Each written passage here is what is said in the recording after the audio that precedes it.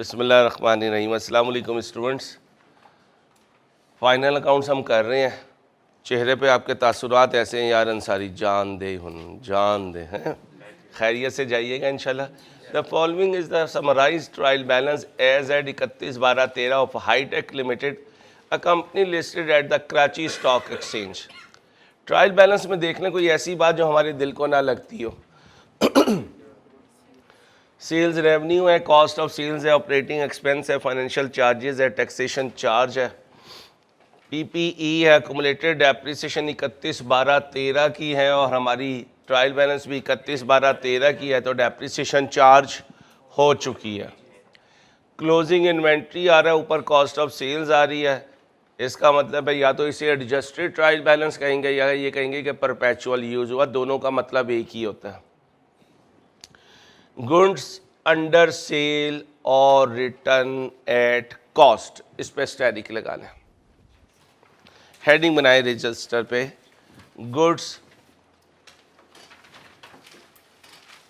Under sale और return basis, goods under sale और return basis. ये जितने कार के शोरूम्स हैं, जितने कार्स के शोरूम्स हैं, इनको कंपनीज जो कार्स देती हैं वो सेल और रिटर्न बेसिस पर देती हैं। कहानी क्या होती है? कहानी ये होती है कि कंपनी बनती है कंसाइनर और ये बनते हैं कंसाइनी, और कंपनी ने एक पीरियड देती है कि इस पीरियड तक और एक्चुअल सेल तक जो टाइम पहले आ गया वो सेल डेट कंसीडर की जाएगी। एक सर्टन एक्सपायरी डेट और actual sale whichever is earlier, इसको क्या कंसीडर किया जाएगा? सेल कंसीडर की जाएगी। और अगर एक्चुअल सेल ना आई और एक्सपायरी पीरियड गुजर गया तो अब कौन अर्लियर है? एक्सपायरी पीरियड, अब सेल कंसिडर की जाएगी। ओके, अच्छा, अगर एक्सपायरी पीरियड से पहले इंटीमेशन आ गया डिस्ट्रीब्यूटर का कि जनाब सेल नहीं हुई है, लेटर आ गया, ईमेल आ गई, व्हाट्सएप आ गया, कॉल आ गई, तो अब आपने इसको सेल कंसिडर नहीं करना, क्योंकि उसने इंटीमेशन दे दिया कि भाई ये चीज़ सेल नहीं हुई। तो लिखें, manufacturer send goods to distributor. Manufacturer send goods to distributor.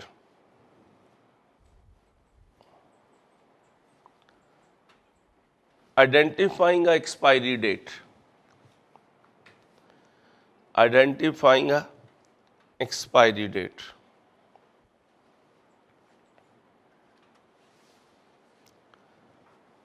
At the time of dispatching of goods, principally no sale should be recorded. At the time of dispatching of goods, principally no sale should be recorded. It's our stock held by third party. Held by third party. Sale will be recorded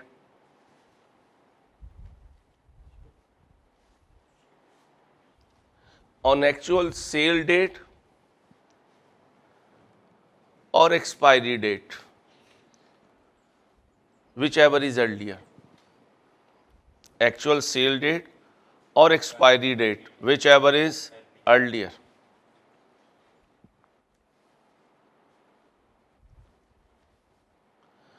If before expiry date,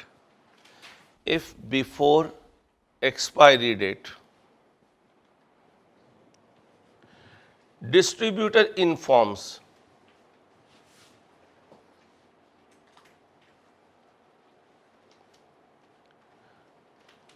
about return intimation,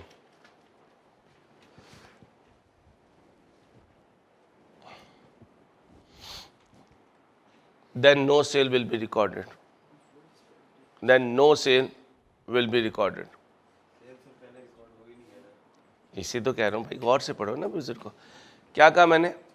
आपने expiry date लिख के भेज दी, अगर actual sale हो गई तो उस दिन रिकॉर्ड कर लेना। एक्चुअल सेल ना हुई और इंटीमेशन भी नहीं आया और एक्सपायरी डेट गुजर गई, सेल रिकॉर्ड कर लेना। ठीक है। अब एक्चुअल सेल हुई नहीं और एक्सपायरी डेट से पहले डिस्ट्रीब्यूटर ने फ़ोन करके कह दिया भाई सेल नहीं हुई, तो इसका मतलब आपने सेल रिकॉर्ड नहीं की और आप कुछ करेंगे भी नहीं क्योंकि आपने सेल रिकॉर्ड ही नहीं की थी। ओके हो गया।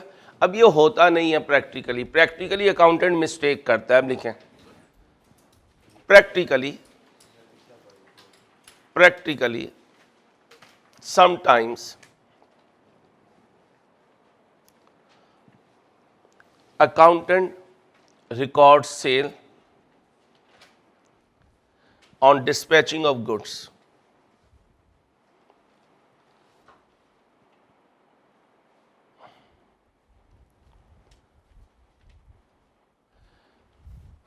जब गुड्स डिस्पैच की तो क्या कर दिया? सेल रिकॉर्ड कर दी। लिख लें debtor debit sales credit, debtor debit sales credit selling price पर, और cost of sales debit inventory credit cost price पर, क्योंकि हम कह रहे हैं परपेचुअल चल रहा है। Cost of sales debit inventory credit cost price पर। अब ये गलती से रिकॉर्ड कर बैठा क्योंकि अभी तो रूल अप्लाई नहीं हुआ। अब ये मुसल्ले पे बैठ जाएगा और क्या दुआ करेगा? या अल्लाह पाक इज़्ज़त रख ली, एक्सपायरी डेट से पहले सेल हो जाए। लो जी, लकीली एक्सपायरी डेट से पहले सेल हो गई। अब ये क्या करे? ये कुछ भी ना करे। जो इसने एक्सपायरी डेट से पहले सेल पे करना था वो पहले कर चुका। पंगा तो जब होगा जब एक्सपायरी डेट से पहले कॉल आ जाएगी कि भाई चीज़ें सेल नहीं हुई। अब क्या करे? इन दोनों को रिवर्स मार दे, इन दोनों को। अब लिखिए नीचे, if sales occur before year end, if sales occur before year end, nothing to do, कुछ नहीं करना, नथिंग टू डू। सर जरा सब्र तो करें ना सर, इन्नल्लाह मा साबरीन सर।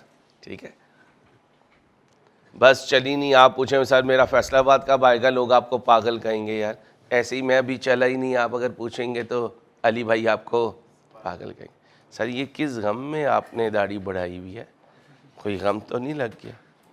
देख लें सर, ये पैसे नहीं थे, ये हवा ठंडी चल रही थी। चलो भाई जी, भाई क्या लिखा? Then nothing to do. अब लिखें, if no sale till year end, if no sale till year end, reverse the above entries। Reversal भी लिख लो नीचे, चलने दिया करें इंशाल्लाह। ना समझ में आया पैसे वापस भाई। दोनों ऊपर वाली एंट्रीज रिवर्स कर दें जल्दी से।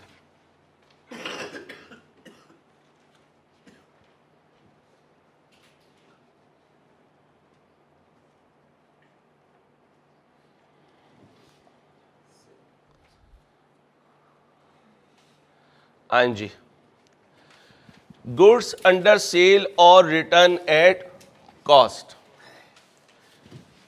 क्या कह रहा है? गुड्स अंडर सेल और रिटर्न एट कॉस्ट।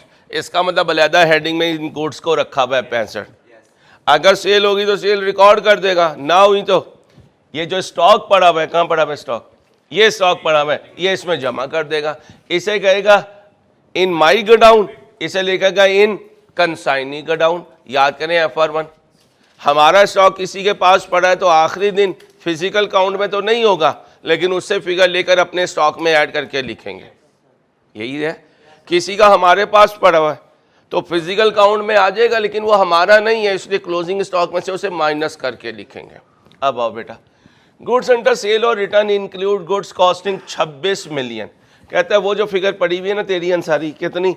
65 की, उसमें 26 की यूनिट्स हैं अपनी कॉस्ट पर, send to a customer under sale और रिटर्न एग्रीमेंट, ठीक है। मेरा ईयर एंड 31/12, आगे सुने, एट कॉस्ट प्लस 50, इंट्रो में सिखाया हुआ है, कॉस्ट अगर पर प्रॉफिट है तो cost 100, profit 50, selling price.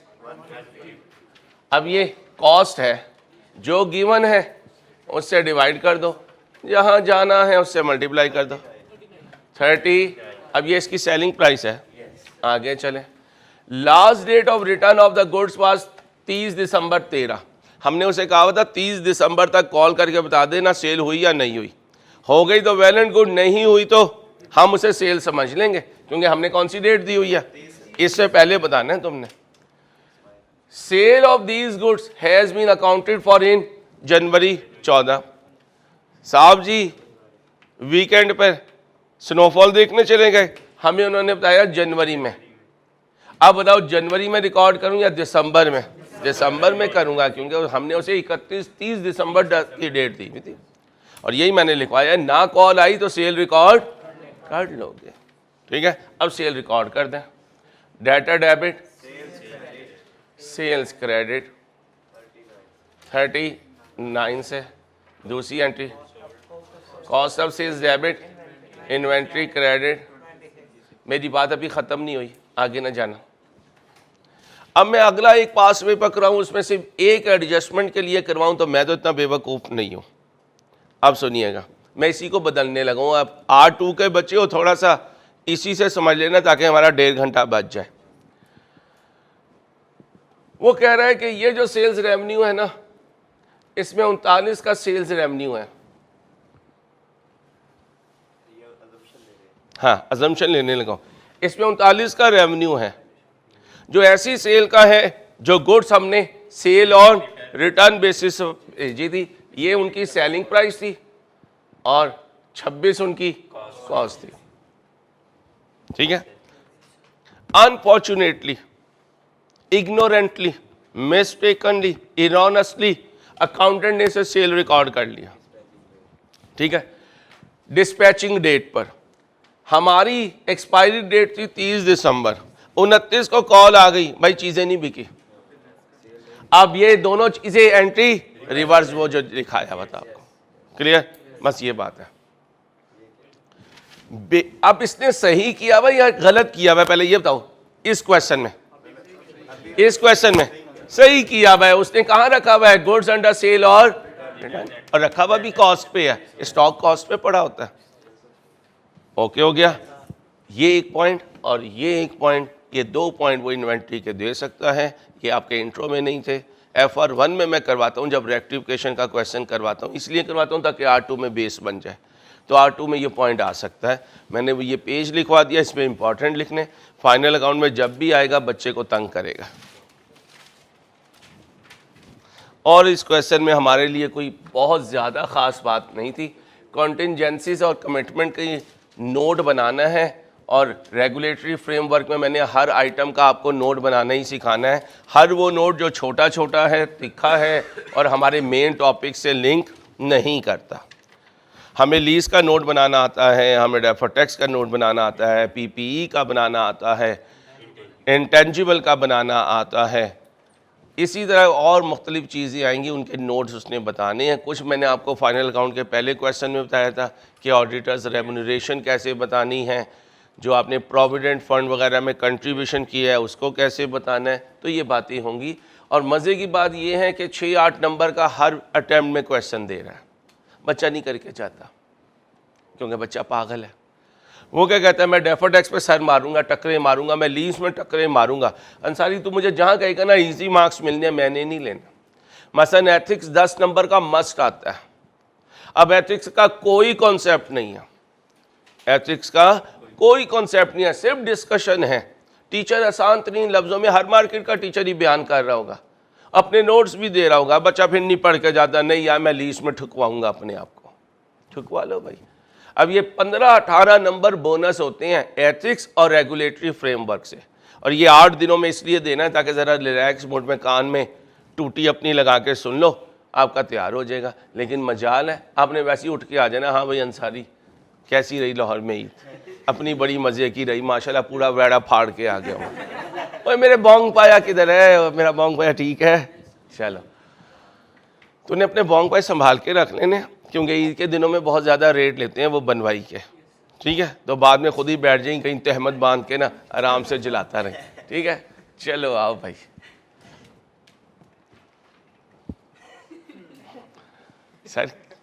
Sir ठीक है, मैं नाराज़ हुआ हुआ है, अब चपेटे भी पड़ेंगी, नाराज़ हुआ हुआ है। बोंग भाई नहीं नाराज़ होता। आओ भाई अब खिला देंगे बिरयानी भी, टाइम ही नहीं मिल रहा यार। Cash and bank balance, trade receivable provision हमेशा ओपनिंग होगी। प्री पेमेंट है, लॉन्ग टर्म लोन है, इससे बच के रहना, या 12% बहुत मरवाएगा। ट्रेड पेबल है, अक्रूवल एंड प्रोविजन है, डेफर टैक्स एसेट पे है क्योंकि डेबिट पे पड़ा हुआ है। Issued subscribe paid up capital है, सरप्लस ऑन रीवैल्यूएशन है, और रिटेन अर्निंग ओपनिंग दी हुई है। फिर वही प्रॉब्लम आई हुई है। देखें क्वेश्चन को जल्दी से, मज़ीद आगे बढ़ें। आओ भाई, ये पॉइंट क्लियर हो गया। अब सेल में ऐड कर दूंगा और उधर डेटर में ऐड कर दूंगा, फिर कॉस्ट ऑफ सेल्स में ऐड कर दूंगा, इन्वेंट्री से माइनस कर दूंगा। 4 काम करूंगा। रेवेन्यू लिखवाएं, पहले कितना था? 21,100, इसमें जमा कर दें 26/100 इंटू 150। अभी बाद में लिखेंगे। कॉस्ट ऑफ सेल्स में आ जाएं। कॉस्ट ऑफ सेल्स कितनी थी जी? 15,000 प्लस 26। ऑपरेटिंग एक्सपेंसेस के लिए बाद में देखते हैं। जनवरी 13 में operating software costing 20 million was purchase along with the processing plant. अब प्लांट PPE है और सॉफ्टवेयर, अगर सॉफ्टवेयर इंटरनली जनरेट किया होता तो इंटेंजिबल ना बनाते, ख़रीदा है तो इंटेंजिबल बनाएंगे। इंटेंजिबल की कॉस्ट 20 थी। Cost of software is included in the cost of plant. आप माशाल्लाह जब बोंग पाई खा रहे होंगे तो क्या पता प्लांट है या इंटेंजिबल है। आपने उस 20 गरीब के बाल को प्लांट की कॉस्ट में ऐड कर दिया और ऊपर से ढक्कन बंद कर दिया। अब वो शाउट मार रहा है, ओ भाई मैं इंटेंजिबल हूँ। आपने कहा बह जा आराम नाल। HL depreciate the plant using straight line method. The useful life of the plant is 10 years and the software cost is to be amortized in। लो भाई दोनों की लाइफ ही डिफरेंट थी। लाइफ डिफरेंट थी तो काम ख़राब हो गया। जिसे 2 साल में डेप्रिशिएट करना था उसे 10 साल में कर दिया। अब मैं अगर कहूँ कि 20 ने 2 पे डिवाइड होकर 10 आना था, आपने उस 20 को 10 पे डिवाइड करके 2 आ गए। इसका मतलब आपने डेप्रिसिएशन कम लिखनी थी 10, लिखी 2, तो क्या करूं? हाँ, लेकिन नेट ना बढ़ाना, क्योंकि एक ही अकोमुलेटेड डेप्रिसिएशन प्लांट में जानी है, दूसरे की सॉफ्टवेयर में अमोर्टाइजेशन जानी है। इसको अमोर्टाइज कर दो और इधर से रिवर्स कर दो। इसको अमोर्टाइज करो तो क्या करो? Amortisation expense debit, accumulated amortisation credit कितने से? 10 से। ये ओरिजिनल हो गया। ये गलत किया हुआ है, ये प्लांट में है, रिवर्स कर दो। अकोमुलेटेड डेप्रिसिएशन डेबिट किसकी? प्लांट की, और डेप्रिसिएशन क्रेडिट प्लांट की। कितने से? मैं अकेला तो नहीं हूं। Long term loan instalment of 62.5 million each are due for payment on 31 March and 30 September 14। मैं कहाँ खड़ा हूँ? 13 में। ये भी करंट पोर्शन, ये भी current portion. Long term instalments of 62.5 million each को अंडरलाइन कर लो। अब ये 62.5 जाना है, ये 62.5 जाना है, जमा कर दें। ये 125 12 महीनों के अंदर जाना है। 31 12 13 को खड़े होकर देखो तो ये क्या बन गया? करंट। अब करंट नॉन करंट को तोड़ने की कोई एंट्री नहीं होती। लिख लो, भूल जाओगे। पता चले वहाँ एक नई एंट्री ईजाद हो रही है, इटालियन चला गया, एंट्री ईजाद हो रही है। स्टूडेंट लाइफ में सब कुछ होता है बेटा। कल 2.25 घंटे एक राउंडिंग ऑफ की वजह से हम फंसे हैं। 2.25 घंटे। मेरे एक शहजादे या शहजादे ही थे, शहजादी तो कल कोई नहीं थी, शहजादे ने जो है वो एक जगह राउंड ऑफ करवाया और दूसरी जगह नहीं करवाया, उसके बाद हम टकरे मारते रहे, हमारी रिकन्सिलिएशन जो है वो 0.4 से आउट हो रही थी। बड़े मशवरे आए 0.4 को राउंडिंग ऑफ में डाल दो। मैंने कहा यार नहीं, ये राउंडिंग ऑफ की चीज़ नहीं है, ये कहीं आपने कोई चीज़ की है ऑनलाइन में, बच्चा परेशान होगा। ठीक है, तो भाई ध्यान से करना है पेपर को। और स्टूडेंट लाइफ में मिस्टेक होती हैं, लिखें नॉन करंट और करंट में ब्रेकअप कभी एंट्री के थ्रू नहीं होती, चाहे एसेट हो चाहे लायबिलिटी। बैलेंस शीट में टूट के लिखा जाता है, लेजर में जोड़ के लिखा जाता है। कभी लेजर बनाना हो तो आपको याद हो जोड़ के लिखना। बैलेंस शीट में तोड़ के लिखते हैं, लेजर में जोड़ के लिखते हैं।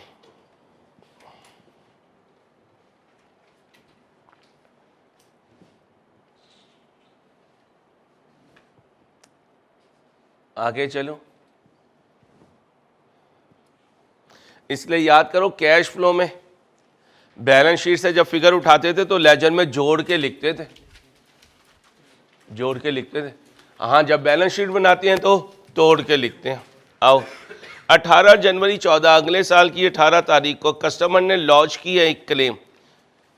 कस्टमर ने लॉन्च की है तो हमारे अगेंस्ट हुई है। अगर हमारे अगेंस्ट हुई है तो जा सकता है, आ नहीं सकता। 10 मिलियन थी for the goods delivered in November 13। Goods कब दी थी? नवंबर में। तो फिर एविडेंस मौजूद है नवंबर से और क्लेम लॉन्च की है 14 में। एविडेंस मौजूद है 13 का, क्लेम लॉन्च की है 14 में। Being not according to the agreed specification, HL's legal counsel anticipates that HL would be liable to pay approximately 3 million to settle the, जी भाई, would be liable to pay, would be liable to pay। और हमने बताया था इसका मतलब है ये probable है। कितना प्रोबेबल है? 3। ये 3 जो प्रोबेबल है ये तो प्रोविजन बन गई। लिटिगेशन एक्सपेंस डेबिट हो गया और प्रोविजन फॉर लिटिगेशन क्रेडिट हो गई। अब जो हमारा है फाइनेंस एक्सपेंस कहाँ गया? ढूंढो। ये इसमें या एडमिन में, जहां ऐड करना हो वहां ऐड कर दें। एडमिन में कर दें। एडमिन है, ऑपरेटिंग किधर पड़ा हुआ? इसमें लिटिगेशन का 3 ऐड कर दो। प्रोविजंस कहीं पड़ी हुई हैं, प्रोविजंस ये पड़ी हुई हैं, अलहदा बना दें। प्रोविजन फॉर लिटिगेशन का ये पड़ी हुई है, इसमें ऐड कर दीजिएगा। कितनी? 3। 3 उधर, 3 उधर। अब बाकी 7 क्या है? वो कॉन्टिंजेंट लायबिलिटी है। बाकी 7 क्या है? वो कॉन्टिंजेंट लायबिलिटी है। और कॉन्टिंजेंट लायबिलिटी का डिस्क्लोजर देना होता है सब नोट में। याद है? पढ़ाया हुआ है। ये तो नहीं इतराज़ है नहीं पढ़ाया हुआ यार अंसारी। बस आपने तैयारी करनी है, शर्मिंदा नहीं करवाना। शर्मिंदा नहीं करवाना कि यार R2 पढ़ाया और कोई बच्चा फेल हुआ। 100% चाहिए, फिर ही पढ़ाने का मज़ा है। ठीक है, आगे चलो। ये जो हमने अभी पॉइंट लिखा सॉफ्टवेयर और प्लांट वाला, अभी तक तो हमने डेप्रिसिएशन कैलकुलेट ही नहीं की। अभी हम ओए मेरे बाबू, मेरे बाबू, मेरे बाबू, मेरे चंदा, फैसलाबाद के शहजादे। अच्छा बच्चा ऐसे यकीन से कहते ना कैलकुलेट ही नहीं की होए अंसारी होए, तू क्या कर रहा है? चलो आओ भाई, आखिरी पॉइंट आ गया। I am sorry sir, sir खैर है सर, पहुंचेंगे सर इंशाल्लाह सर। मैं अपनी गाड़ी पे पहुंचा के आऊंगा अपने बच्चे को सर। कमाल हो गया तेरा यार, तू तो बैठे बैठे कहीं गायब हो जाता है यार। किस दर्जे पे चला गया वलायत के यार। यकीन करो कल से आज इसे रिकॉर्डिंग में नहीं रखना, इसने पता नहीं क्या रिकॉर्ड करवा देना। आ जाओ इधर, पेंसिल न कर यार। As at 31/12/13 outstanding purchase order and agreements for capital expenditure amounted to 65 million. रुक जाओ, FAR 1 में जाओ, इन्वेस्टमेंट प्रॉपर्टी में जाओ, PPC एक पाक पॉलिटिशियन कंपनी का क्वेश्चन किया था उसमें जाओ। वहाँ से शहबाज शरीफ से वादा हुआ था 5 साल के बाद मैं एक बिल्डिंग खरीदूंगा, तो मैंने इन्वेस्टमेंट प्रॉपर्टी के सब नोट में डाला था ताकि लोगों को पता चल जाए अंसारी साहब के पास कितना पैसा है। अब बताओ इसकी एंट्री पास करूं? नहीं, ये कमिटमेंट है। ये क्या है?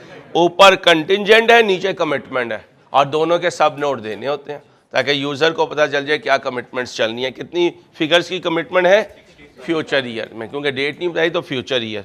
कहीं लिखा हुआ तो नहीं? हाँ, कुछ नहीं लिखा। आउटस्टैंडिंग एग्रीमेंट है। क्या बनाना क्या था? फाइनेंशियल पोजीशन बनानी है, नोट बनाना है किस पे? कॉन्टिजेंसीज पे और कमिटमेंट पे। बैलेंस शीट तो नहीं बनानी? चलो आओ, तूने बैलेंस शीट भी बनवा दिया? ओ एक मिनट, ओ ठीक है, तो फिर क्या नहीं बनाना? इनकम स्टेटमेंट नहीं बनानी? वो बनाएंगे क्योंकि प्रॉफिट चाहिए। अगर डायरेक्ट भी कर लोगे तो कोई मसला नहीं है कि प्रॉफिट के लिए हमने सारा कुछ बनाया। हम सिंपल भी कर लें तो कोई इशू नहीं है। आओ जी, रेवेन्यू लिखवाओ।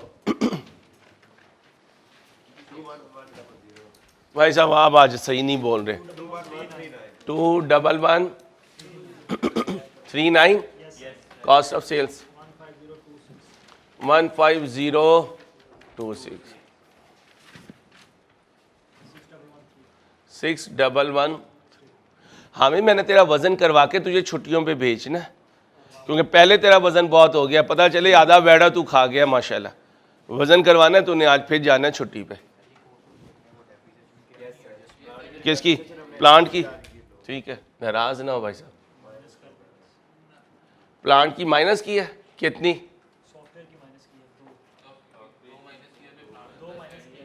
सॉफ्टवेयर की वो प्लांट में थी ना, तो प्लांट की माइनस की है ना भाई, सॉफ्टवेयर की नहीं बोलना। आपने तो प्लांट में लिखा हुआ था, ठीक है। अगर सॉफ्टवेयर की वापस हो रही होती वो तो एडमिन में जा रही होती, लेकिन इस सॉफ्टवेयर वाली को भी मेरे ख्याल में आप कॉस्ट ऑफ सेल्स में ही पुट कर दें, क्योंकि सॉफ्टवेयर और प्लांट दोनों इंटर रिलेटेड हैं। ये देखें, जनवरी 13 में an operating software costing 20 million was purchase along with the processing plant. तो प्लांट का ही सॉफ्टवेयर है उसको ऑपरेट करने का, ठीक है। ये अजम्पशन ज़्यादा वैलिड है, रादर देन आप इसे कहेंगे यार ये कोई एडमिन सेलिंग के लिए लिया गया।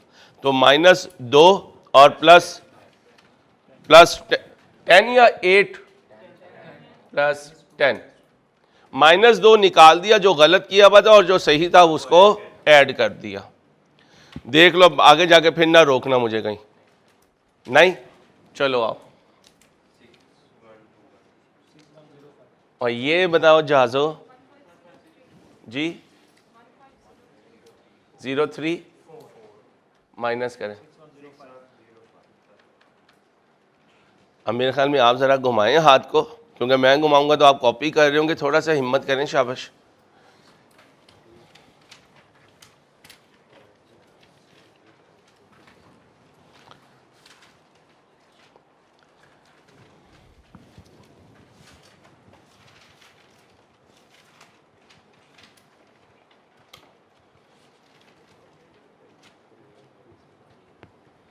जल्दी कर दें भाई, जल्दी।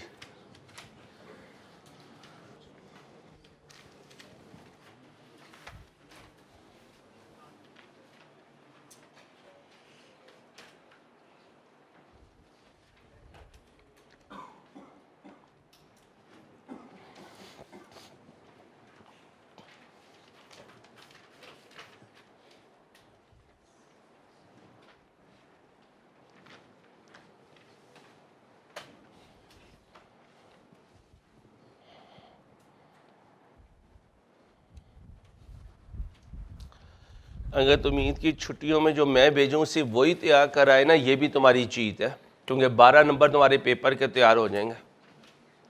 रेगुलेटरी फ्रेमवर्क तैयार कराना और एथिक्स तैयार कराना, ये 2 चीज़ें भेजनी है मैंने आपको ईद की छुट्टियों में, ठीक है भाई।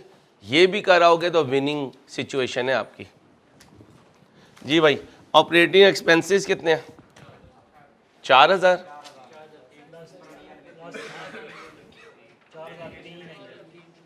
क्यों 4003? क्या है?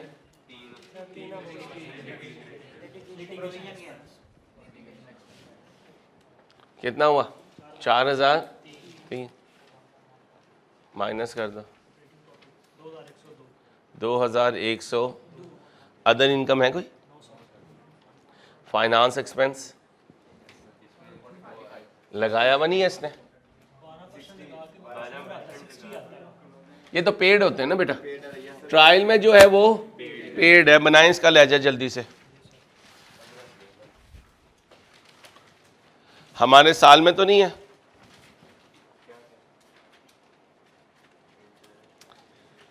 हमारे साल में कोई पेमेंट तो नहीं हुई, नहीं, कर दीजिए।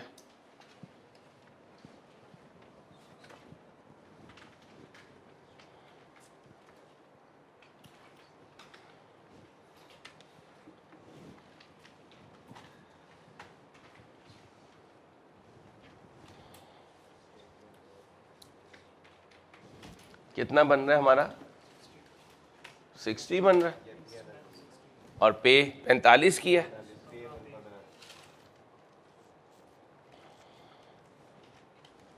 चलो, कितना लोन था?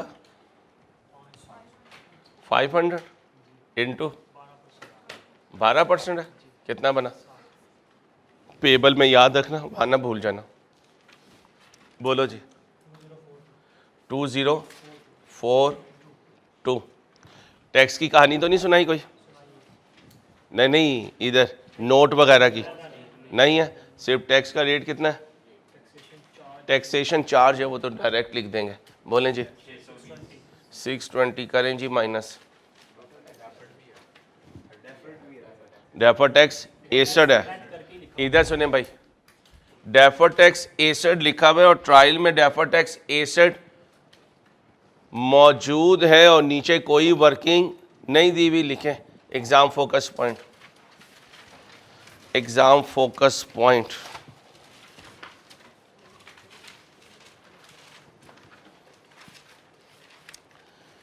ट्रायल में डेफर टैक्स हो, क्या बोला? ट्रायल में डेफर टैक्स हो और नीचे कोई डिटेल ना हो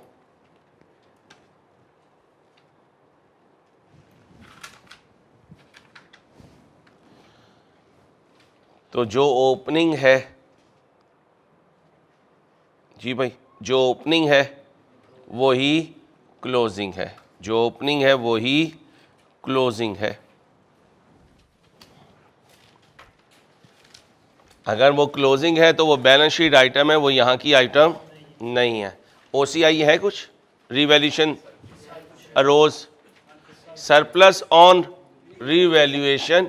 अब इसका मतलब ये ट्रायल बैलेंस में मौजूद है, अरोज ड्यूरिंग द ईयर कुछ नहीं नज़र आ रहा है। कोई रिवैल्यूएशन का कॉन्सेप्ट नहीं है, कोई रिवैल्यूएशन का कॉन्सेप्ट नहीं है।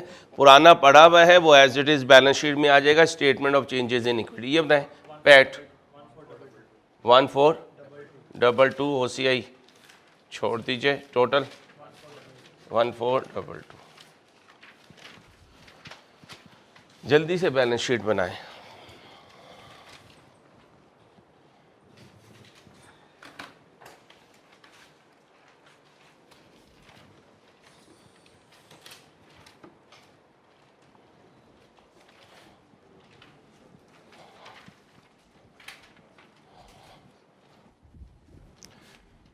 नौ बजे क्लास है आपकी, ऊपर आ जाती है।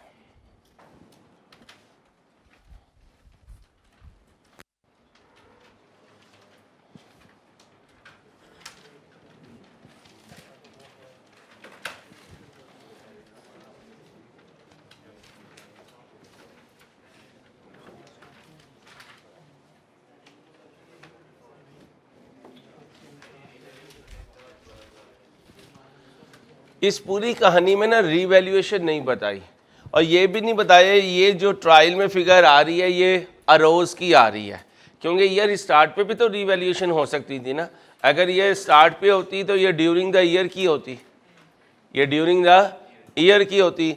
अगर ये ड्यूरिंग द ईयर की होती तो ये अजम्पशन बुक्स वाले नहीं लेते। अगर ट्रायल में पहले से मौजूद हो तो वो कहते हैं बीडी है, और बीडी अगर है तो पिछले साल का है, इसका मतलब ट्रायल में मौजूद है, as it is balance sheet में जाएगा।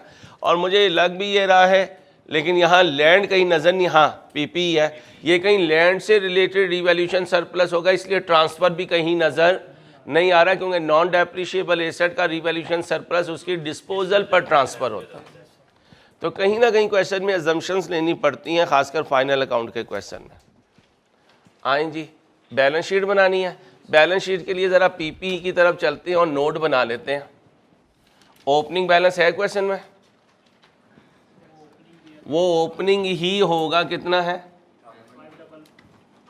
अकोमोलेटेड डेप्रिसिएशन सेपरेट गिवन है, ठीक है, बोलें जी। जी भाई, वो यहाँ ट्रांसफर होगा, ओपनिंग की फिगर, क्लोजिंग कितना दे रहा है? 5100, ठीक है, क्योंकि ड्यूरिंग द पीरियड भी बाय किया था। एक मिनट भाई, एक मिनट भाई, सबर सबर मेरी जान, सबर मेरे बच्चे, सबर। ओपनिंग बैलेंस बोलो 51, इसमें से कितना निकाला है? 20 निकाला है, बोलें जी। 5080, कोई एडिशन हुआ ड्यूरिंग द ईयर? एडिशन हुआ? No. Disposal? No. Closing 5080।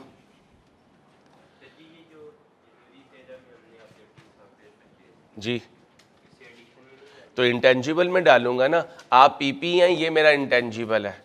Intangible इस तरह के होते हैं, पीपी ऐसे होते हैं।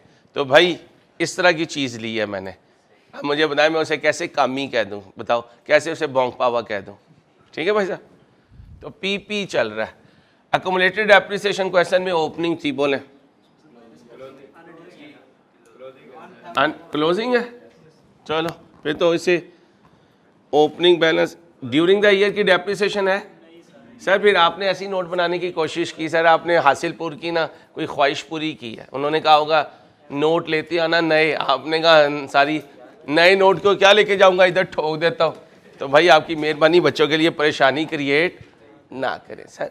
अल्लाह आपके खालू आपके साथ अच्छा सलूक करें, आमीन सुम आमीन। इज्तिमाई दुआ क्या करें, उन्होंने दूसरा नोट भी बनाया हुआ है। सुभान अल्लाह यार, सुभान अल्लाह। वलायत के उस दर्जे में पहुंचे जहां उनकी याद में आस्ताने बना रहे हैं। ओ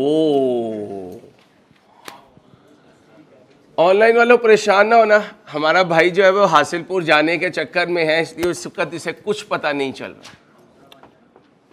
ओए होए होए, मैं भी कहूँ यार क्या लेवल है, क्वेश्चन में है कुछ नहीं और मेरा बच्चा कह रहा है अंसारी बना नोट यार, बोर्ड पूरा करना था इसने।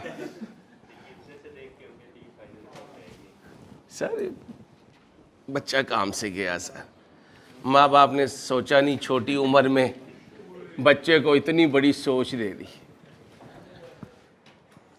आओ जी डायरेक्ट ही कर देते हैं यार। पीपी उधर कितना मौजूद था? फाइनल था 5100, नहीं 5100 था, -20 इसमें से हमने निकाला है, ठीक है। इंटेंजिबल कितना है, इधर ही लिख देता हूं पहले वो पे 20, उसमें 20 नहीं, ट्रायल में आ ही नहीं रहा है कुछ, ठीक है। तो 0 में 20 जमा करें, प्रॉपर लिखवाया करें भाई। अभी मैंने सिर्फ क्या किया है, एसेट्स को स्वैप किया है, एक तरफ से निकाल दिया, एक तरफ से इन कर दिया। अब इसकी जो अक्यूमुलेटेड डेप्रिसिएशन है पीपी की, पहले वो बताएं बस। 1745, ठीक है।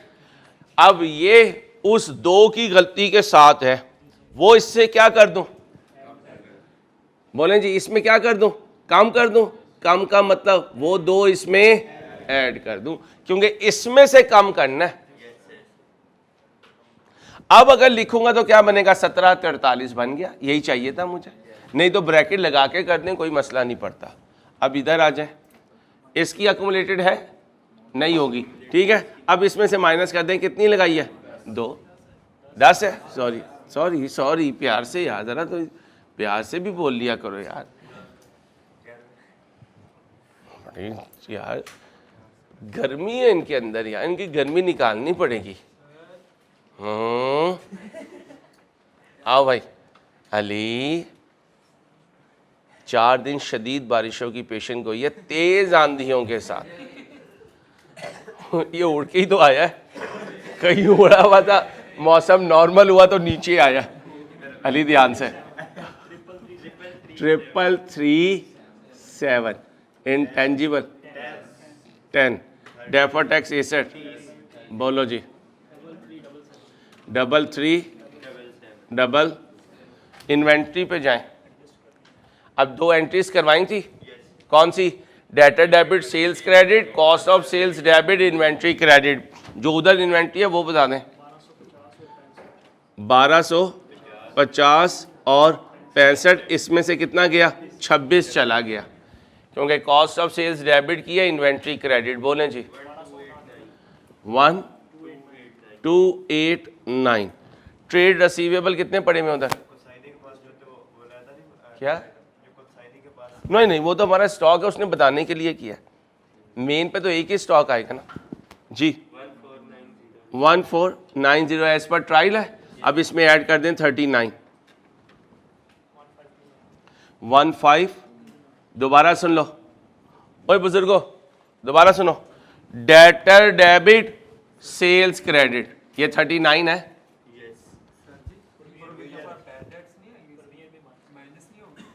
नेट नहीं दिया हुआ, इधर नीचे लिख देते हैं।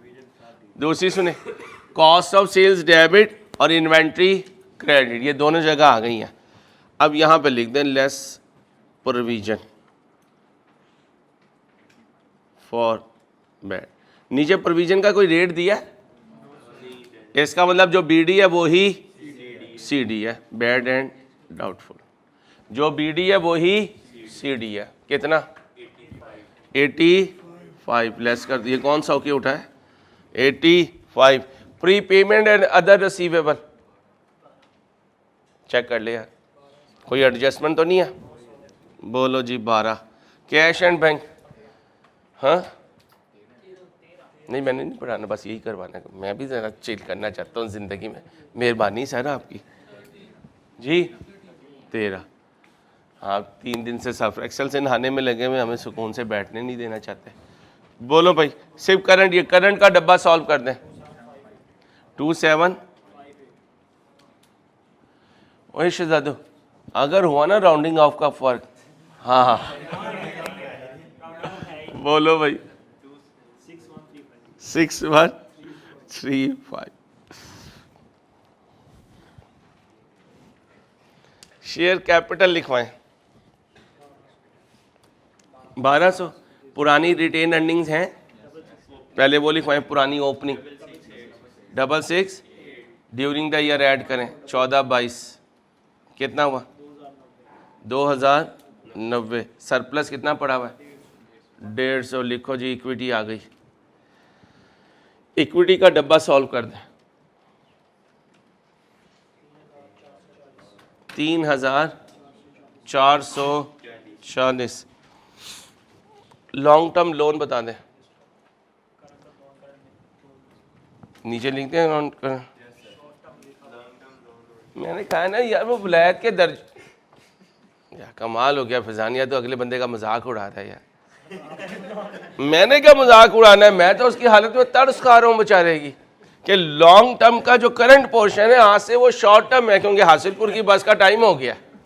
चलो जी, हाँ क्या मेरे शहजादे को करंट पोर्शन ऑफ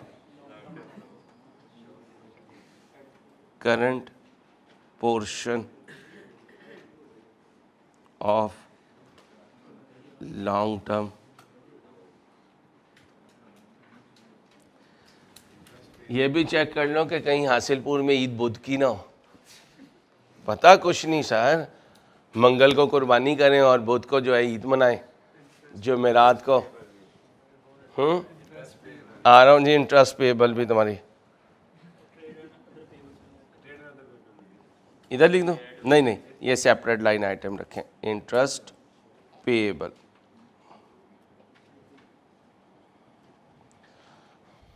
जी, आए जी। और इसको ये नहीं कहना कॉन्टिजेंसीज एंड कमिटमेंट, इसको कहना है प्रोविजंस। क्या कहना है? प्रोविजंस, क्योंकि कॉन्टिजेंसीज और कमिटमेंट जो हैं वो बैलेंस शीट का पार्ट नहीं होती। पहले लिखवाएं trade and other payable. Long term loan का पोर्शन बताएं पहले, टोटल कितना था? 62.5 और फिर 62.5 शो कर दें, या इस तरह आपने तोड़ा है जी भाई। 375।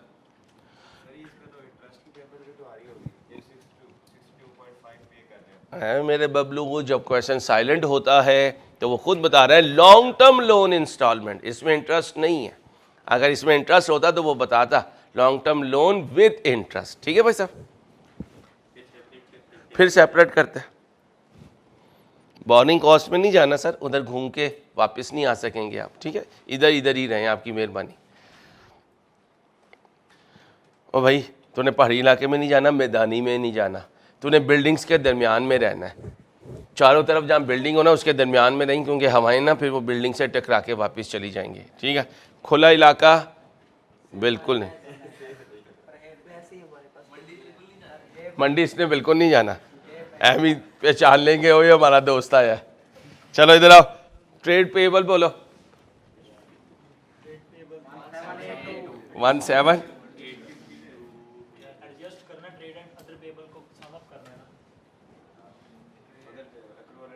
मुझसे अलहदा लिखूंगा ना यार, ये तो समझा रहा हूँ। ये देखो इधर, मैंने क्या कहा कि यहाँ लिखूंगा प्रोविजन। खामोश, हद अदब गुस्ताख। बोलो पेबल 1782। अहमद भाई तो हुआ ही है आपका, उससे भी बुरा हाल होने लगा। 62.5 जमा 62.5 125। चलो इंटरेस्ट पेबल 15 का। अब आए प्रोविजन, कितने की? 3 की है प्रोविजंस। पुरानी कितनी है भाई? प्रोविजंस पुरानी कितनी है? 395। मेरा शेयर जागा है 395। इसमें 3 ऐड कर दूं, 398। वेट, अब ये करंट लायबिलिटी टोटल कर दो। कर ले मेरी जान, तू भी कुछ कर ले यार। कोई उस रूट का बच्चा बच्ची है हासिलपुर की साइड का? हाँ, पहले चला गया।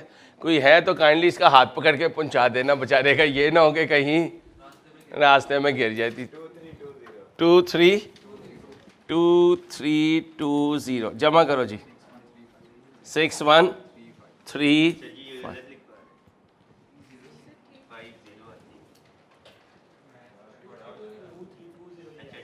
ये क्या बैठा है यार, ये क्या बैठा है?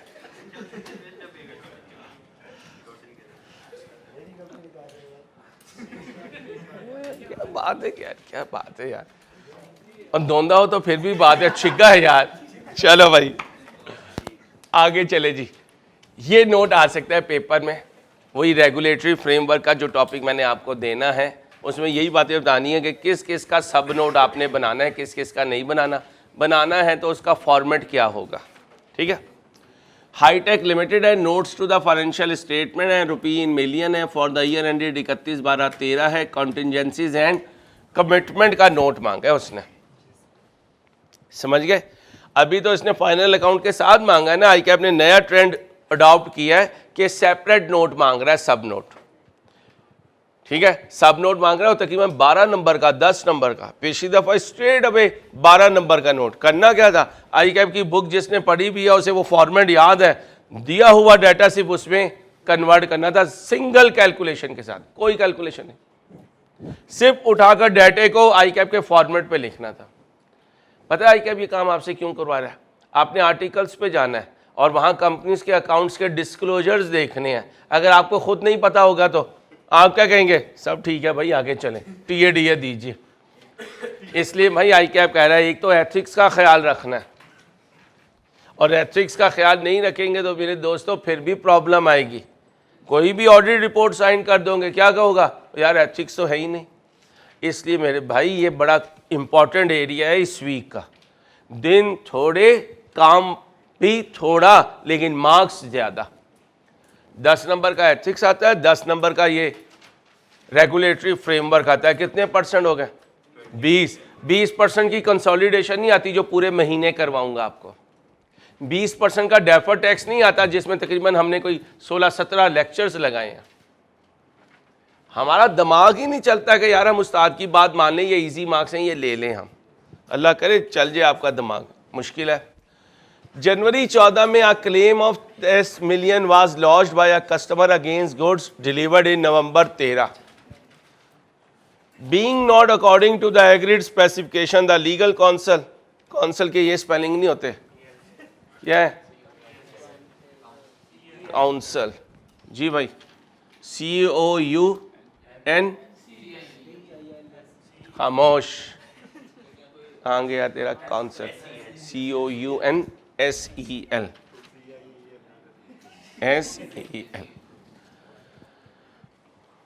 मेरे ख्याल में हासिलपुर में जो बैठे हुए हैं ना, वो दूसरे वाले बैठे हुए हैं। आगे, the company anticipate that HL would require to pay approximately, ये कौन है? अपोनेंटली, चलो approximately 3 million to settle the claim. Accordingly, a provision of 3 million has been made and 7 million is a contingent liability.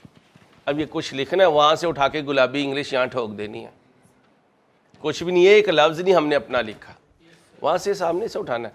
ऐसी रेगुलेटरी फ्रेमवर्क है। अल्लाह इज्जत रखने वाला है, अल्लाह ने अभी आपको वेरीफाई करवा दिया, यार जो बोल रहा है वही होगा। क्वेश्चन में डाटा आया हुआ होगा, नरेशन में लिखना है तो ऐसे लिख दूंगा, टेबल में लिखना है तो टेबल बना के लिख दूंगा।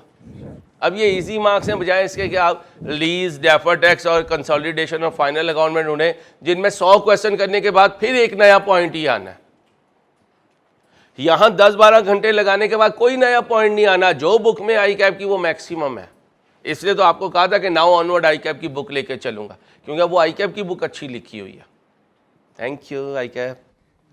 Commitments for capital expenditure outstanding as at 31/12/13 amounted to, user को बता दें कि 65 मिलियन हमने फिक्स एसेट खरीदने हैं। 65 मिलियन के कब? फ्यूचर में। कमिटमेंट हो चुकी है हमारी। ये था बच्चों फाइनल अकाउंट, कंप्लीट हो गया। इंशाल्लाह अगले लेक्चर में मुलाकात होगी। अपना ख्याल रखिएगा। अल्लाह हाफिज़।